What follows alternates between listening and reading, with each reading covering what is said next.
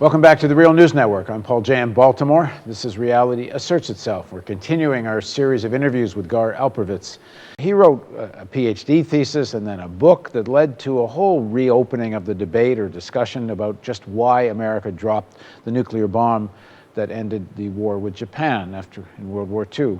And we're going to do one segment on the basic outline of that thesis and a little bit more about how that affected his thinking. So thanks for joining us again, Gar. Thanks for having me. And one more time, Gar is the Lionel R. Bauman Professor of Political Economy at the University of Maryland and the co-founder of the Democracy Collaborative. So let's jump to the chase about the bomb. Your basic thesis was that Japan had already essentially was ready to negotiate its surrender, and the bomb was not necessary to end the war. The contrary narrative is the bomb saved thousands of American lives, and this is war, and this is what you do in war in order to save your soldiers. Yes, I mean, I think it's very clear now that the atomic bomb was totally unnecessary. The reason I say that is the intelligence studies, which were available to the president in July of 1945, the bomb was used in August, said very clearly that when the Russians entered the war in Japan, and we had asked them to come help, and they were about to help the first week of August, that's the date they were supposed to come in. When that happens, this will precipitate a collapse and a crisis in Japan. They're already trying to get out of the war. They know they can't face the Russian army and us. That will end the war. The only thing you need to do is be sure to say you're not going to harm their emperor because he's a god in their culture. And if you give that kind of assurance when the Russians come in, the war is over. American policy leaders understood that. They know that. Every historian who studied it knows these documents are now available. So they had it available. And more important than that, the invasion, which might have cost 25,000 lives, 30,000, that's the estimates, it was later exaggerated to 1 million, couldn't take place for another 3 months because of the weather and because of getting troops. So it was easy to test whether or not the intelligence was correct. The Russians were coming in, and we knew they were going to, everyone said it, the war was going to end. That was the top military understanding. And they used the bomb anyway. So I think that's it. The story is pretty clear now. Most historians know the bomb was unnecessary. There's a big debate about why it was used. Well, that was my next question. So if it's to make a political point, what's the point? Well, the documents are less clear about this. But what looks to be, there are many, many documents that say, look, this is going to give me a hammer on those boys, meaning the Russians. That's the president talking. Another one says, this is the master. This is Truman. Truman. His Secretary of War says, this is the MasterCard of diplomacy against the Russians, the atomic bomb. There are many, many documents that strongly suggest, particularly the Secretary of State, James Burns, understood that the bomb was more a diplomatic tool than a military tool. The chief of staff of the U.S. Army and the combined chiefs, General Marshall, said this is not a military decision.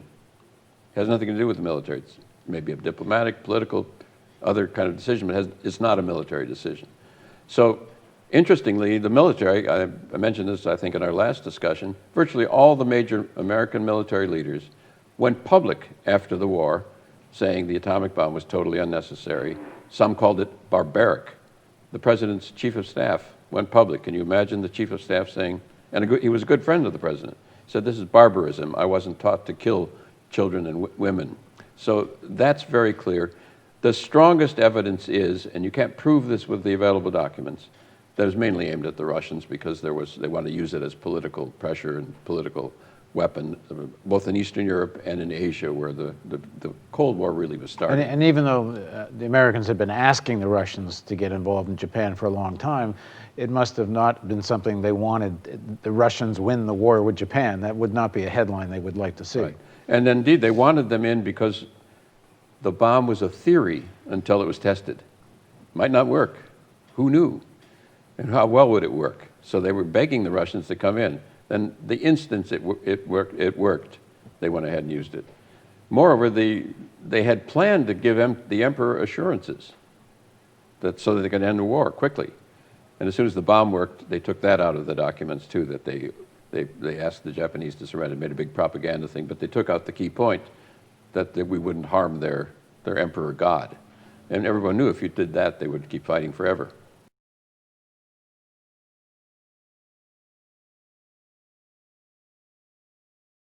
Yep. It's the beginning of it all. Now, the thing that I think is important to understand, because these people were ordinary human beings, the president, his secretary of state. They were not evil guys. They were caught up in an ideology that somehow, if we followed American strategy, we could save the world from another war, and the Russians are, they believed, communist devils. So they were operating out of a framework of ideology that dominated their thinking, to the extent that 300,000 civilians were burned unnecessarily, killed. So, but it's a mistake to see them just as bad guys.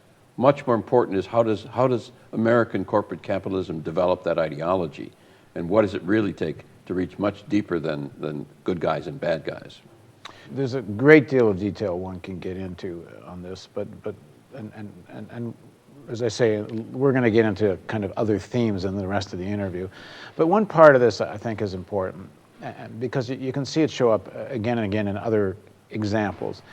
Your book established things fairly definitively, and since there have been other books that have established and reinforced your findings, there have been other research. As you say, I think most historians have studied this, have come to the same conclusion, that the bomb wasn't necessary to end the war.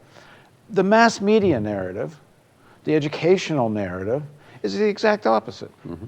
Any article that talks about this talks about the bomb saved American lives and such and such. Your entire critique is as if it never happened in most mass media. Mass media is true. They're now having, I get high school inquiries all the time from students who are being asked to write papers about this, and they're being given, they wouldn't get to me unless they were being given my research materials and so forth.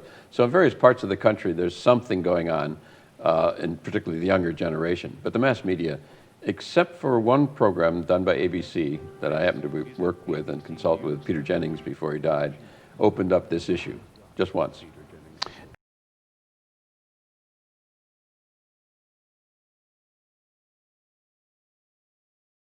It goes further, and this what really caught me up. After the atomic bombs were used, after the Japanese had surrendered publicly, Radio Tokyo, but before their formal papers had passed, the war was over. The United States ordered, the president ordered, the largest bombing raid in world history, 1,400 bombers.